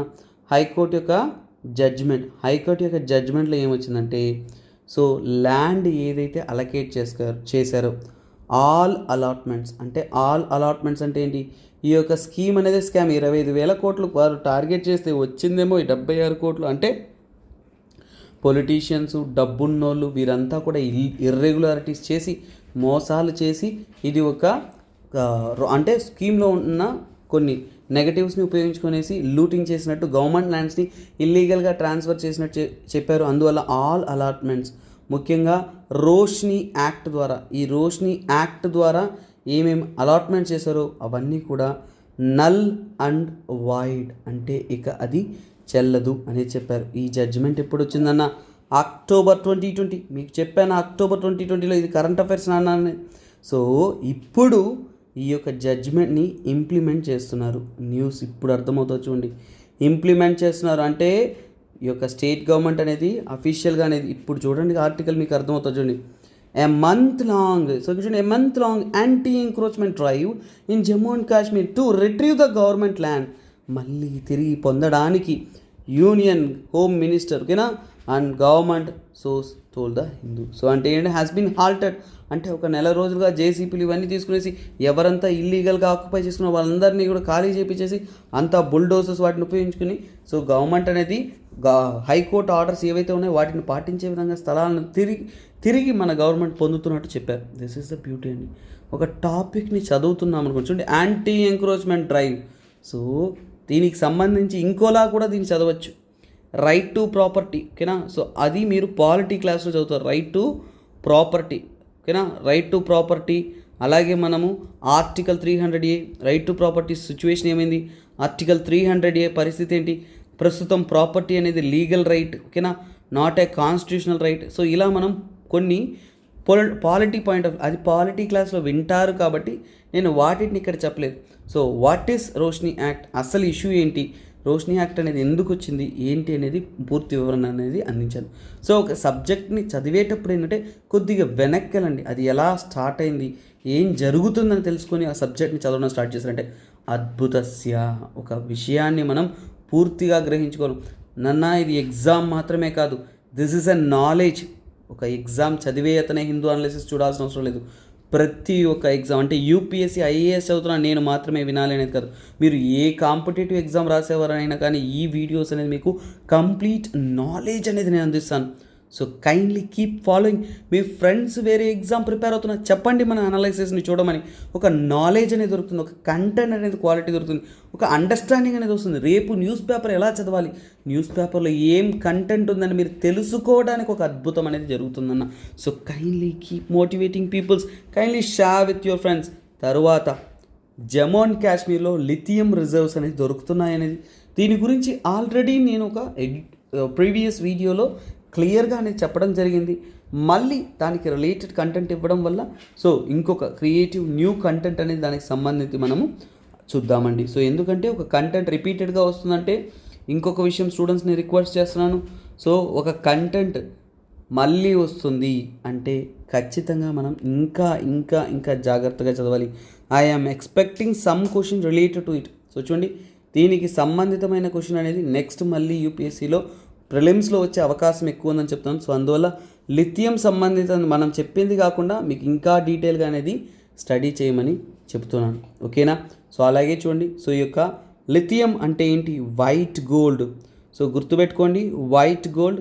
సో కొందరు లాస్ట్ వీడియోలో అనాలిసిస్ చూస్తుంటారు, సో వారికి హెల్ప్ అవుతుంది, ఒక ఓవర్ వ్యూగా అనేది మనం చూస్తామండి. సో అలాగే ఈ యొక్క వైట్ గోల్డ్ గురించి, లిథియం గురించి చదివేటప్పుడు ఈ యొక్క ఆర్టికల్ ఎక్కడి నుంచి వస్తుందంటే, ఫస్ట్ ఆఫ్ ఆల్ లిథియం అనేది ఒక మినరల్ కాబట్టి సైన్స్ అండ్ టెక్నాలజీలో ఇన్నోవేషన్స్లో వస్తుంది. కాకపోతే ఇదేంటంటే లిథియం అనేది కొత్తగా కనుక్కున్న మినరల్ ఏం కాదు, మన ఇండియాలో కొత్తగా కనుక్కుంటున్నారు కాబట్టి this belongs to the so called our GS paper 3. ఓకేనా, పేపర్ 3లో ఎకనామిక్స్లో, ఓకేనా, ఎకనామిక్స్లో ముఖ్యంగా ఎకనామిక్స్ మరియు జాగ్రఫీలో కూడా వస్తుంది. జాగ్రఫీలో కూడా మనకేంటే మైనింగ్ టాపిక్లో వస్తుంది. తర్వాత ఎకనామీలో వచ్చేసి ఇన్ఫ్రాస్ట్రక్చర్, ఎనర్జీ సెక్టార్. సో ఈ టాపిక్ అనేది ఎనర్జీ సెక్టార్లో వస్తుంది, అలాగే మైనింగ్స్లో కూడా వస్తుంది. ఓకేనా, సో ఇది ఎకనామీ అండ్ జియోగ్రఫీ, ఎందుకంటే రెండింటికి ఇంటర్ రిలేటెడ్ కాబట్టి రెండింటిలో కూడా వస్తుంది. జిఎస్ పేపర్ 3లో ఇంపార్టెన్స్ ఎక్కువ. సో ఫస్ట్ ఆఫ్ ఆల్ తీసుకున్నామంటే వీటి గురించి తెలుసుకుందాము. వైట్ గోల్డ్ అంటారు, లిథియం అనేది ఏంటి, మనము జనరల్గా వైట్ గోల్డ్ అంటాం. సో అసలు ఎందుకు వైట్ గోల్డ్ అంటామంటే ఇట్స్ క్యాపబిలిటీ అన్న. సో దాంట్లో హై అమౌంట్ ఆఫ్ ఎనర్జీ అనేది స్టోర్ చేసుకోగలదు.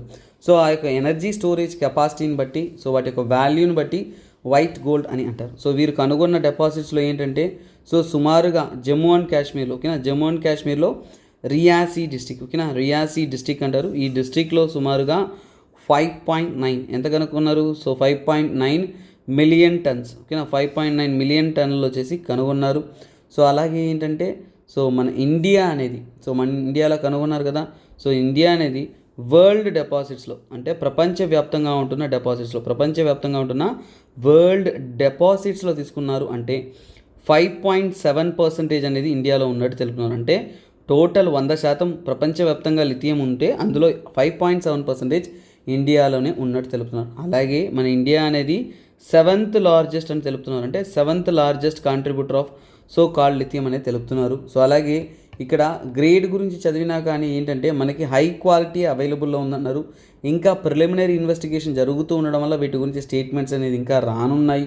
అలాగే ప్రైసెస్, సో ఈ యొక్క లిథియం యొక్క ప్రైసెస్ తీసుకున్నాము అంటే, సో ఒకప్పుడు అంటే ఫర్ ఎగ్జాంపుల్ ఏంటంటే ఇంటర్నేషనల్ ఎనర్జీ ఏజెన్సీ ఈ యొక్క ప్రైసింగ్ అని వేరియేషన్స్ గురించి చెప్పే ఒక ఏజెన్సీ మనం తెలుసుకుందాము. దట్ ఈస్ అవర్ ఇంటర్నేషనల్, ప్రపంచవ్యాప్తంగా ఉంటున్న ఒక ఆర్గనైజేషన్ ఇది, ఇంటర్నేషనల్ ఎనర్జీ ఏజెన్సీ అన్న. సో ఈ ఏజెన్సీ ద్వారా ఏంటంటే ఒక ఎనర్జీ సెక్టార్లో సంబంధితమైన అన్నీ కూడా స్టడీ చేస్తున్నారు. సో దీంట్లో ఏంటంటే 2021 2021 కానీ 2023లో 2022లో అంటే 1 year బ్యాక్ తీసుకున్నామంటే వీటి యొక్క ప్రైసెస్ అనేది ఏంటంటే 7 times పెరిగిందంట. లిథియం యొక్క ఇంపార్టెన్స్ అందరికీ కూడా బ్యాటరీ ఎనర్జీ సెక్టార్స్లో చాలా రిక్వైర్మెంట్ ఉండడం వల్ల వీటి యొక్క ఇన్కమ్ అనేది, ప్రైస్ అనేది విపరీతంగా పెరిగిందని చెప్తున్నారు. సో అందువల్ల ఏంటంటే ఇది బ్యాటరీ ఎకనామీ, సో మన బ్యాటరీ మ్యానుఫ్యాక్చరింగ్ ఏదైతే ఉంటుందో ఆ బ్యాటరీ సంబంధితమైన ఎకనామీని డెవలప్ చేయడానికి సో అద్భుతంగా అనేది హెల్ప్ అవుతుందని తెలిపారు. సో అలాగే మనం ఎలక్ట్రిక్ వెహికల్స్, చాలామంది ఎలక్ట్రిక్ వెహికల్ ఉపయోగిస్తున్నామా. సో ఇలాంటి ఎలక్ట్రిక్ వెహికల్స్ యూసేజ్ని పెంచుతుంది, ఎలక్ట్రిక్ వెహికల్కి ఒక గ్రేటర్ పుష్ అనేది అందిస్తుంది. సో చాలా వరకు ఒక మోటివేటింగ్ ఫ్యాక్టర్. అలాగే ఏంటంటే ఇంతకు ముందు వరకు మనకి ఇలాంటి ఒక లిథియం అనేది మన ఇండియాలో దొరికేది కాదు నాన్న. సో అలాగే మనం ఎలాగైతే క్రూడ్ ఆయిల్ పక్క దేశాలతో డిపెండెంట్గా ఉన్నామో, సో వీఆర్ ఇంపోర్ట్ డిపెండెంట్. మనము లిథియం కోసం ఏంటంటే ఇంపోర్ట్ డిపెండెంట్గా ఉన్నాం, అంటే మనము బయట దేశాల నుంచి దిగుమతి చేసుకుంటూ ఉన్నాం. కానీ ఇప్పటి నుంచి ఏంటి, ఇంపోర్ట్ కట్ అవుతుంది. సో మనం ఇక్కడి నుంచి ఎక్స్పోర్ట్ సెక్టార్ వరకు గ్రో అయ్యే అవకాశాలు ఉన్నాయి. సో అలాగే ఈ యొక్క లిథియం ఇంపోర్ట్ మార్కెట్ ఎంత తెలుసా, మన ఇండియాకి లిథియం ఇంపోర్ట్ వల్ల మాత్రమే మనకి 14,000 కోట్లు అనేది ఖర్చు అవుతున్నాయి. అంటే ఈ యొక్క ఇంపోర్ట్ అనేది మనకి తగ్గుతుంది అనేది ఒక మెయిన్ థింగ్. అలాగే చూసామంటే ఈ యొక్క ఇన్వెస్టిగేషన్స్ కానీ ఈ యొక్క ఎక్స్ప్లోరేషన్స్ కానీ అన్నీ పూర్తయిన తర్వాత ఈ లిథియం మైనింగ్ ఏదైతే ఉంటుందో, ఓకేనా, లిథియం యొక్క మైనింగ్ చేయబోతున్నాం. ఓకేనా, లిథియం మైనింగ్ని మనం స్టార్ట్ చేయడానికి ఆ ప్రాంతంలో ఉంటున్న సమస్యలు, సో మనము ఒక బ్రాడ్ ఎండ్ స్టడీ చేస్తాము. మెయిన్స్ లెవెల్లో చదువుతున్నప్పుడు ఇవన్నీ చూడాలి. సో ఇక్కడ ఏంటంటే జమ్మూ అండ్ కాశ్మీర్ ప్రాంతంలో దొరుకుతుందంటే పొల్యూషన్. సో చాలా వరకు వ్యాలీ ప్రాంతాలు ఉంటాయనన్న. సో ఆ వ్యాలీ ప్రాంతాల్లో ఇలాంటి మైనింగ్ యాక్టివిటీస్ చేస్తున్నప్పుడు పొల్యూషన్ ఎక్కువగా ఉంటుంది. అలాగే ఈ యొక్క లిథియం అనేది వాటర్ ఇంటెన్సివ్ సిస్టమ్ అన్న. లిథియంని తన యొక్క ఓర్ నుంచి మనము వెలికి తీయడానికి ఏంటంటే వాటర్ ఇంటెన్సిటీ ఆపరేషన్స్, అంటే నీటి యొక్క ఉపయోగం ఎక్కువగా ఉంటుంది. సో దాన్ని మనం ఏంటాం, వాటర్ ఇంటెన్సివ్ అని అంటాం. అంటే నీటి యొక్క ఉపయోగం అంటే ఏంటంటే చూడండి, 1 టన్ను, గుర్తుపెట్టుకోండి ఇలాంటి వాల్యూస్ మీకు, బయట కంటెంట్ అనేది చాలా ఇంపార్టెంట్. సో 1 టన్ను లిథియం అనేది నేను తీస్తున్నాను అంటే ఆ 1 టన్ను లిథియం తీయడానికి ఎంత ఖర్చు అవుతుందంటే 2.2 మిలియన్ లీటర్ల వాటర్ అనేది ఖర్చు అవుతుంది. అంటే అంత నీటిని అది ఉపయోగించుకుంటుంది. సో అంటే ఏంటి, అంత నీరు అనేది ఎక్స్ట్రాక్ట్ చేయడానికనే మనకు అవసరం. అంటే ఏంటి, నీరు చాలా ఇంపార్టెంట్. సో అంటే అలాంటి ఒక సెన్సిటివ్ జోన్లో అంత అమౌంట్ ఆఫ్ వాటర్ని ఎక్స్ట్రాక్టేషన్కి ఉపయోగించుకోవడం కూడా ఒక ప్రాబ్లమే. ఇంకా అక్కడ ఉంటున్న సమస్యలు అంటే సీస్మిక్ థ్రెట్స్ అన్న. సీస్మిక్ అంటే ఏంటి, సో భూకంపాలు వచ్చే అవకాశాలు ఉన్నాయి. సో సీస్మిక్ థ్రెట్స్ అనేది ఉన్నాయి అనేది మనం తెలుసుకోవాలి. ఎందుకంటే ఫ్యూచర్లో ఏంటి, so this can create any kind of threats. తర్వాత తీసుకున్నామంటే సో ప్రజలు అక్కడ నివసిస్తున్నారు. సో ప్రజలను మనం ఏం చేయాలి, డిస్ప్లేస్మెంట్ చేయాలి, ఆ ప్రాంతం నుంచి వాళ్ళని తరలించాలి. సో ఇది అయ్యే పనినా, సో వాళ్ళని చాలా కాలాలతో పాటు వారు అక్కడ నివసిస్తున్నప్పుడు మనకు మినరల్ దొరికిందని వాళ్ళని బయటికి తరిమేయడం కరెక్ట్ కాదు కదా. సో ఆ డిస్ప్లేస్మెంట్కి సంబంధితమైన ఇష్యూ. అలాగే ఏంటంటే అక్కడంతా కూడా ఏంటంటే యాక్టివిజం, కాశ్మీర్లో అనేది యాక్టివిజం, పోరాటాలు, ఇంకా చెప్పాలి అంటే చాలా వరకు సెన్సిటివ్ జోన్, అవునా, హాస్టిలిటీ ఎక్కువ. సో వీటన్నిటిని ఫేస్ చేసుకుంటూ వాటన్నిటిని ఓవర్కమ్ చేస్తూ మనము ఆ మినరల్ అనేది ఎక్స్ట్రాక్ట్ చేయాలి. సో ఇది మనకున్న సమస్యలు నాన్న. సో ఒకవేళ ఇవన్నీ తీసుకొని మనం ఎక్స్ట్రాక్ట్ చేసామంటే that is one good sign. ఇంకా చెప్పాలంటే చైనా ఫ్యాక్టర్ తెలియాలి. చైనాకి ఇండియాకి సంబంధాలు మనం తెలుసుకోవాలి కాబట్టి చైనా ఫ్యాక్టర్ అనేది మనం స్టడీ చేద్దాం. చైనా ఫ్యాక్టర్ తీసుకున్నారు అంటే ఈ యొక్క మినరల్ అనేది మనకి మ్యానుఫ్యాక్చరింగ్ సెక్టార్స్లో మనము కానీ గ్రో అయ్యారంటే it's a best and good thing. కానీ ప్రస్తుతం చైనా అనేది గ్లోబల్ లీడర్ అన్న. గ్లోబల్ లీడర్ అంటే లిథియం సంబంధితమైన బ్యాటరీస్ కానీ ఇవి తయారీ చేయడంలో, ఓకేనా, ముఖ్యంగా లిథియం అయాన్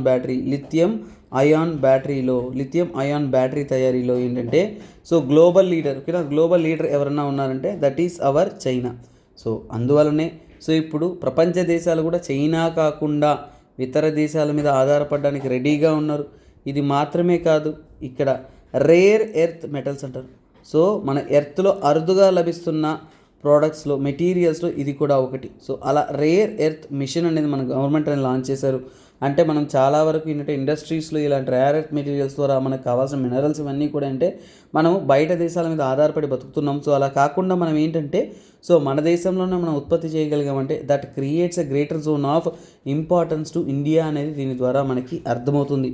సో అలాగే ఏంటంటే చైనాకి ఒక ఆల్టర్నేటివ్ గ్రోత్ అనేది మనకి ఇండియాకి ఇది ఒక ఛాన్స్గా ఉంటుందనేది తెలుపుతున్నారు. ఓకేనా, this is the beauty of this so called lithium. ఓకేనా, నెక్స్ట్ చూద్దాం. ఓకే స్టూడెంట్స్, నెక్స్ట్ ఆర్టికల్ చూడండి. మెడికల్ అసిస్టెన్స్ అనేది సుమారుగా 7 crore వర్త్ ఉండే సో మెడికల్ అసిస్టెన్స్ అనేది మన ఇండియా ద్వారా టర్కీ మరియు సిరియాకి అనేది ప్లెయిన్స్లో అనేది పంపిస్తున్నారు. సో ఇక్కడ ఇమేజ్ చూడొచ్చు, దిస్ ఇస్ వాట్. సో ఇక్కడ ఎగ్జామ్ పాయింట్ ఆఫ్ వ్యూలో ఏంటంటే this is very important for your disaster management. So చూడండి, డిజాస్టర్ మేనేజ్మెంట్లో ఇలాంటి ఆర్టికల్స్ అనేది మీకు చాలా చాలా ఇంపార్టెంట్. అయితే ఈ ఆర్టికల్లో ఎక్కువగా ఏమీ చెప్పింది లేదు, కాకపోతే ఇవన్నీ కూడా మీరు ఏంటంటే ఇంతకుముందు ఉంటున్న హిందూ అనాలిసిస్లో వివరంగానే తెలుసుకుంటారు కాబట్టి I'm not gonna dig in to the content. కాకపోతే మనం తెలుసుకోవాల్సిన ఒక కంటెంట్ నేను మీకు చెప్తా చూడండి, that is very important. Operation దోస్త్, ఓకేనా. ఆపరేషన్ దోస్త్ అనేది మన ఇండియా యొక్క హెల్పింగ్ హ్యాండ్స్ని మనము ఏ దేశానికైనా కానీ ఎమర్జెన్సీ కానీ కష్టకాలం వస్తున్నప్పుడు మనం ఒక ఫ్రెండ్లీ నేషన్గా ప్రతి ఒక్క దేశానికి కూడా సహాయపడతాము, మనం ఒక ఫోర్ ఫ్రంట్ రన్నర్గా ఉంటాము అని తెలుపుతున్నటువంటి విధంగా మన ఇండియా ద్వారా ఆర్గనైజ్ చేసిన ఒక ఆపరేషనే ఆపరేషన్ దోస్త్. ఎక్కడ టర్కీ మరియు సిరియాకి మనము హెల్ప్ అనేది సెండ్ చేసాము. టర్కీ అండ్ సిరియాకి అనేది మనం హెల్ప్ అనేది సెండ్ చేసాము. సో ముఖ్యంగా ఏంటంటే ఏదైనా కానీ ఎమర్జెన్సీ సిచ్యువేషన్ వస్తున్నప్పుడు, ఇలాంటి ఎర్త్క్వేక్, భూకంపాలు, డిజాస్టర్ వస్తున్నప్పుడు మన ఇండియా తరపు నుంచి ఏ ఆర్గనైజేషన్ ముందుగా నడుస్తుందంటే నేషనల్ డిజాస్టర్ మేనేజ్మెంట్, ఓకేనా.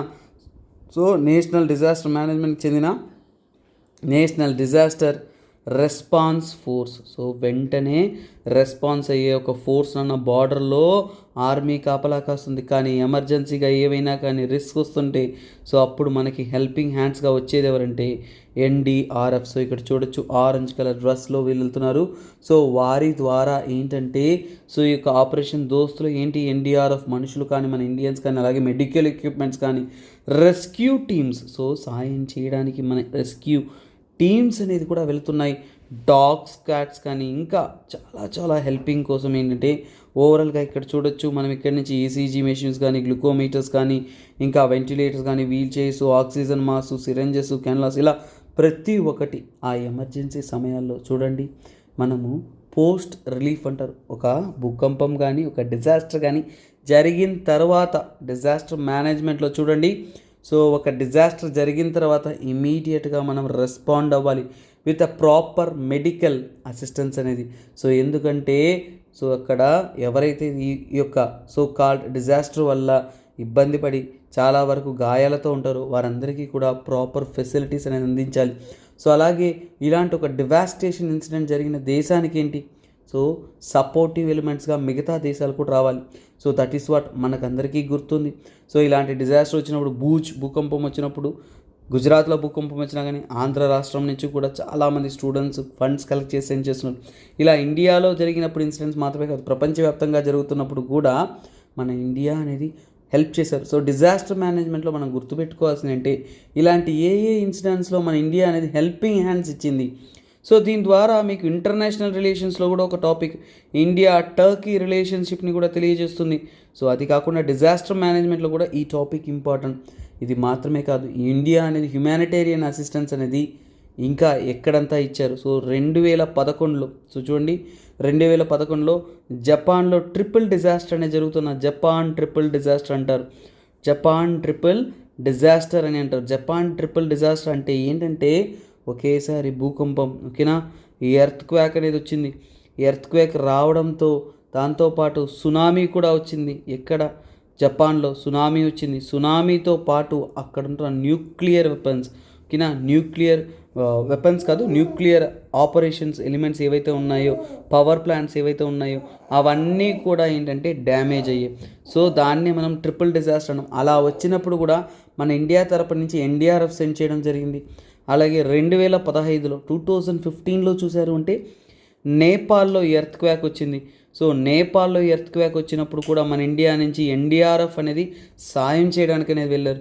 సో ఇలాంటి మల్టిపుల్ ఇన్సిడెంట్స్లో మన ఇండియా అనేది ఎప్పుడూ ముందుంటూ పక్క దేశాలకు సాయం చేయడానికి కూడా ఎప్పుడు హెల్పింగ్ హ్యాండ్స్ అనేది చూపిస్తున్నారు అనేది మనం ఈ యొక్క ఆర్టికల్ ద్వారా మనం తెలుసుకోవాల్సిన విషయం నాన్న.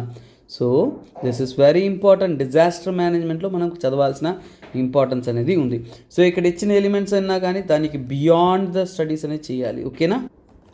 ఓకే స్టూడెంట్స్, నెక్స్ట్ ఆర్టికల్ చూద్దాము. So this is the beautiful article నా. Education more than wealth determines the women's marital age.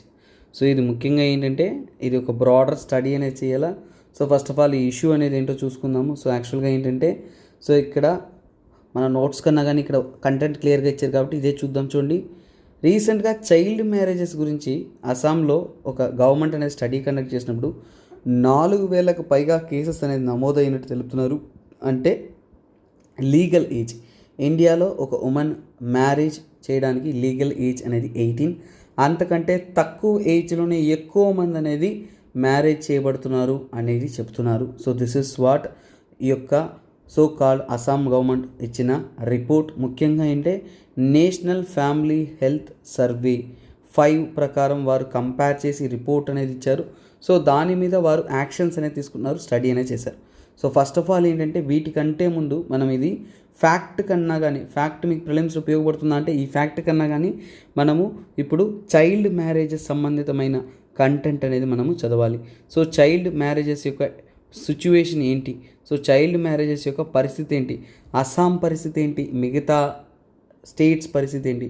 For example ఓవర్గా తీసుకున్నా అంటే యూఎన్ ఎస్టిమేట్స్ ప్రకారం మన ఇండియాలో 1.5 మిలియన్ పీపుల్, ఓకేనా, సుమారుగా 15 లక్షల గర్ల్స్, ఓకేనా, మహిళలు గర్ల్స్ వచ్చేసి సో లెస్ దెన్ 18 అంటే 18 సంవత్సరాలు పూర్తి చేసుకోవడానికి ముందే మ్యారేజ్ చేయబడుతున్నారు. అంటే లీగల్ ఏజ్ అటైన్ అవ్వడానికి ముందే they are getting married. So 2011 census ప్రకారం ఏం చెప్తున్నారు అంటే అస్సాంలో ఇది ఒక సమస్య. రీసెంట్గా అస్సాం గవర్నమెంట్ స్టేట్మెంట్ ద్వారా ఇది న్యూస్లో ఉంది.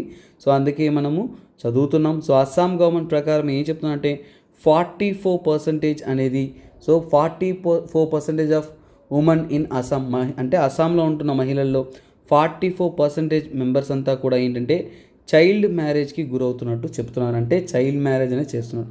సో ఇదే స్టాటిస్టిక్స్ అనేది మనకి ఇంపార్టెంట్. ముఖ్యంగా రాజస్థాన్లో వచ్చేసి 47% వచ్చేసి చైల్డ్ మ్యారేజెస్ జరుగుతున్న మహిళల్లో. సో అలాగే బీహార్, ఓకేనా, బీహార్లో అనేది సుమారుగా 46%. తర్వాత మధ్యప్రదేశ్లో మీరు చూసుకున్నారు అంటే 43%. ఇవన్నీ కూడా వర్స్ట్ పర్ఫార్మింగ్ అని చెప్పచ్చు.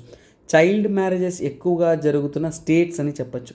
అసలు ఈ ఆర్టికల్ దేని గురించి చెప్తుందంటే ఫస్ట్ ఆఫ్ ఆల్ చూడండి, ఇప్పుడు లీగల్ ఏజ్కి ముందు చైల్డ్ మ్యారేజెస్ ఎక్కువ జరగడానికి మెయిన్ థింగ్ ఏంటంటే సో ఎడ్యుకేషన్ అండ్ వెల్త్. వీరు కంపేర్ చేసేది రెండు విషయాలు, ఎడ్యుకేషన్ ఒకవైపు, వెల్త్ ఒకవైపు. సో వెల్తీ పీపుల్ ఉంటారు, పువర్ పీపుల్ ఉంటారు. సో వెల్త్ పీపుల్ అయినా కానీ పువర్ పీపుల్ అయినా తీసుకున్నా కానీ సో బాగా డబ్బు ఉందంటే సో వారు కొద్దిగా ఉమెన్ యొక్క మ్యారేజ్ అనేది లేట్ చేస్తున్నారా అంటే లేదు. సో ఓల్డ్ అండ్ ట్రెడిషన్లో వెల్తీ పీపుల్ కూడా married the child at very young age, చాలా తక్కువ వయసులో పెళ్లి చేయడం అనేది జరుగుతుంది.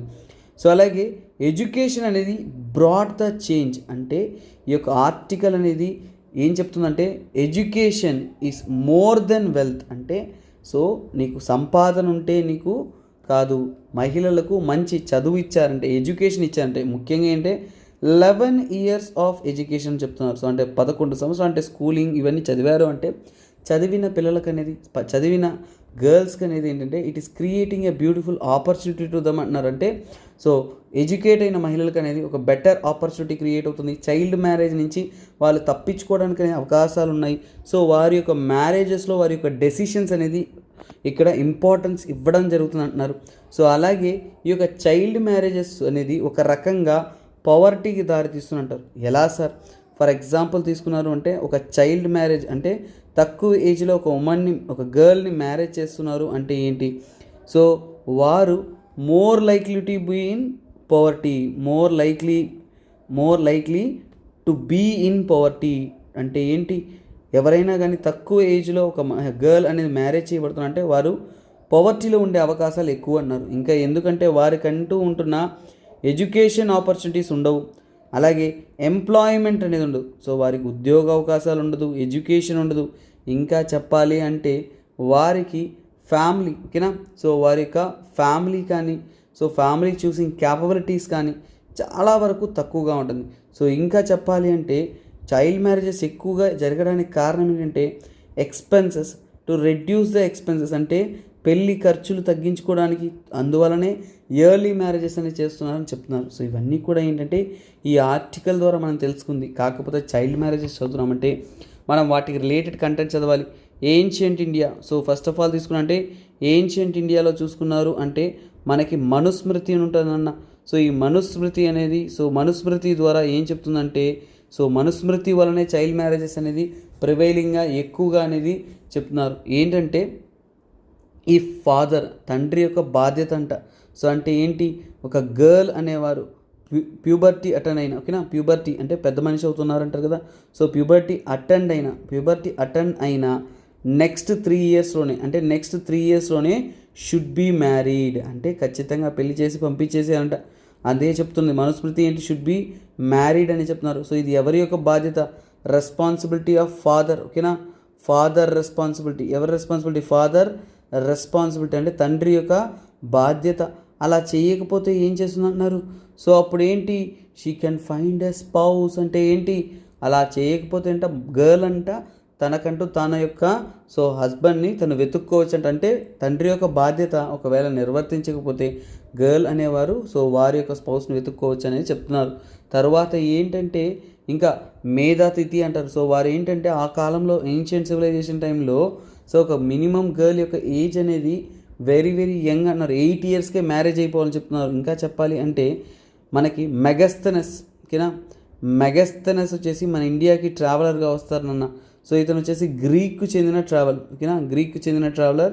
సో మన ఇండియాకి 350 నుంచి 290 BC ఈ కాలంలో వచ్చేసి మన ఇండియాకి విజిట్కి అనేది వస్తారు. సో అతను వచ్చినప్పుడు ఏంటంటే తన యొక్క స్టడీస్లో పాండియన్ కింగ్డమ్, సౌత్ ఇండియాలో ఉంటున్న మధురై ఈ ప్రాంతాన్ని పరిపాలిస్తున్న పాండియన్ కింగ్డమ్లో ఏంటంటే పాండియన్ రాజ్యంలో, ఓకేనా, పాండియన్ రాజ్యం ఏదైతే ఉంటుందో ఆ రాజ్యంలో అంట 6 years ఏజ్ అంటే 6 సంవత్సరాల పాప అంట.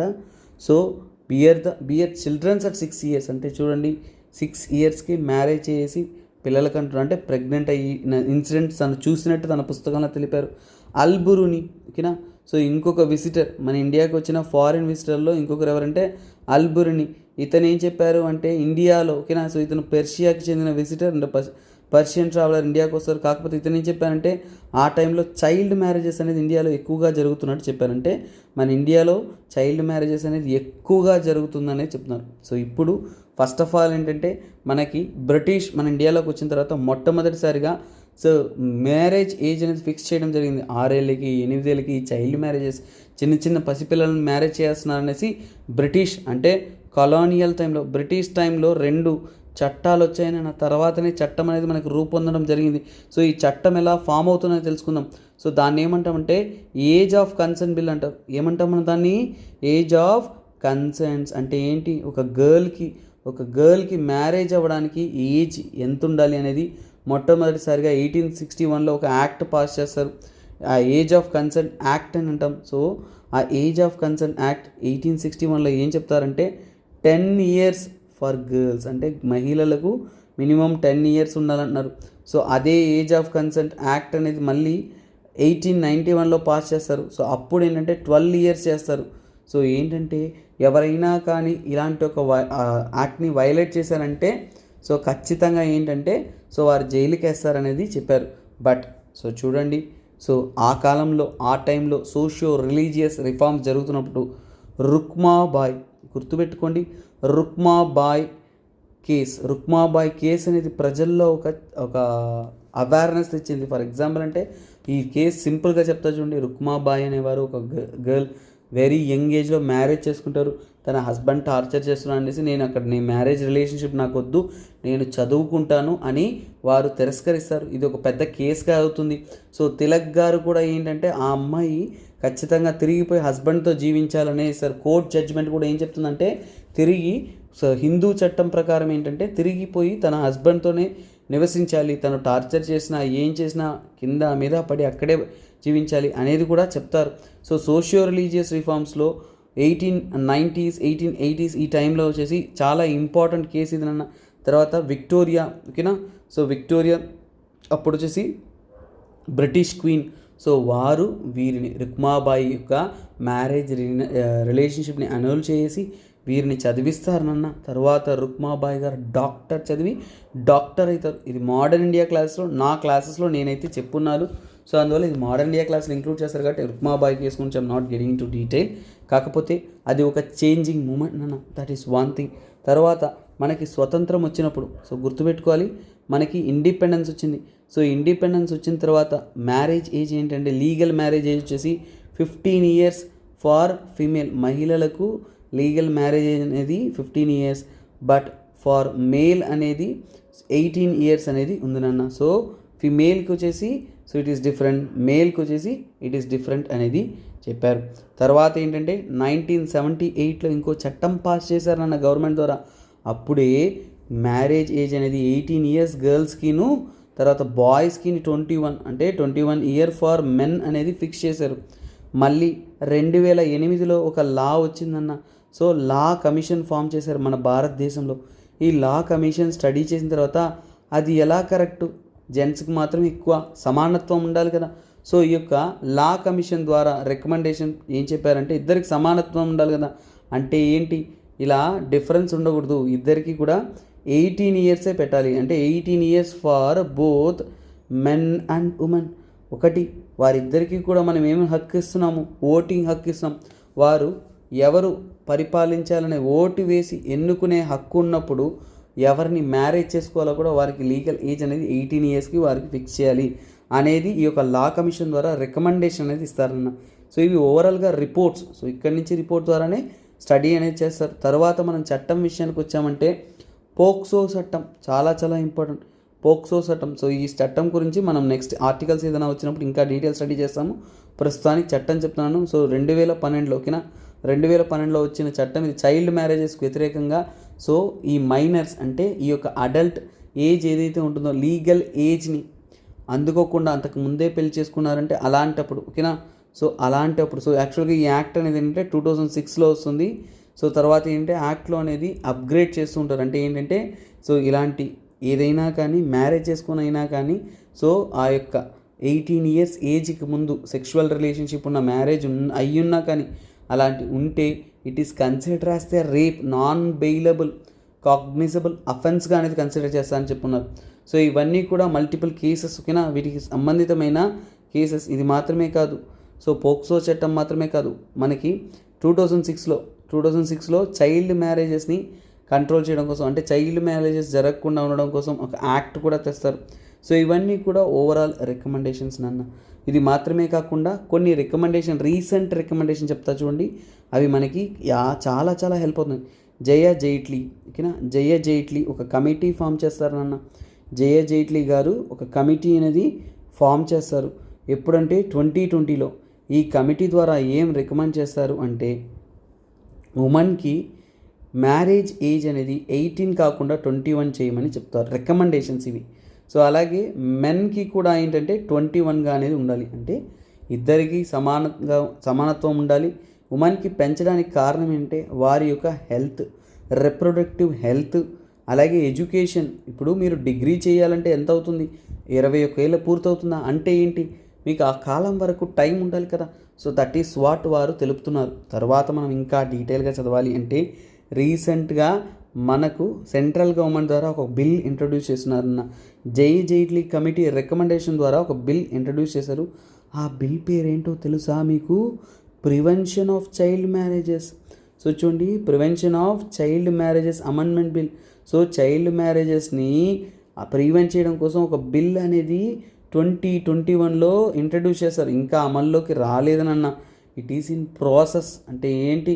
సో అన్ని రిలీజియన్లో, అన్ని మతాల్లో, ప్రతి ఒక్క దాంట్లో కూడా ఈ ప్యానల్ ద్వారా ఏంటంటే రిపోర్ట్ ఇంకా రాలేదు. వారు ఏం చెప్తున్నారంటే 21 ఇయర్స్ చేయాలి. 21 ఇయర్స్ ఫార్ ఉమెన్. మహిళలకంతా కూడా 21 ఇయర్స్కి అనేది మార్చాలి లీగల్ మ్యారేజ్ ఏజ్ అనేది. ఈ బిల్ ఫ్యూచర్లో పాస్ అయిందంటే, అఫీషియల్ ఇంప్లిమెంటేషన్లోకి వచ్చిందంటే అప్పుడు ఏజ్ మారుతుంది.